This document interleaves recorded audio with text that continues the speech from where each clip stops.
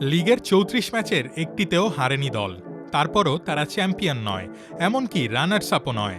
২০২৫-২৬ মৌসুমের পর্তুগিজ লিগে এমনই এক অদ্ভুত ইতিহাসের জন্ম দিয়েছে হোসে মরিনহোর দল বেনফিকা।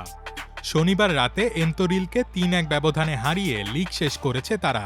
পুরো মৌসুমে কোনো ম্যাচ না হারলেও বেনফিকা ড্র করেছে ১১টি ম্যাচে আর জিতেছে বাকি ২৩টিতে। অতিরিক্ত ড্রয়ের কারণেই ৮০ পয়েন্ট নিয়ে লিগে তৃতীয় হয়েই সন্তুষ্ট থাকতে হয়েছে বেনফিকাকে। মজার ব্যাপার হলো, লিগে ২টি করে ম্যাচ হেরেও ৮৮ পয়েন্ট নিয়ে চ্যাম্পিয়ন হয়েছে এফসি পোর্তো, আর ৮২ পয়েন্ট নিয়ে দ্বিতীয় হয়েছে স্পোর্টিং। পর্তুগিজ লিগের ইতিহাসে অপরাজিত থেকে তৃতীয় হওয়ার ঘটনা এটাই প্রথম। ২৬ বছরের ক্যারিয়ারে ৮ বার লিগ জিতলেও এবারই প্রথম দলকে অপরাজিত রাখতে পেরেছেন মরিনহো। তবে আক্ষেপ লুকাননি এই পর্তুগিজ কোচ। তিনি বলেছেন, ২-৩টা হার মেনে নিয়ে হলেও শিরোপাটাই বেছে নিতাম।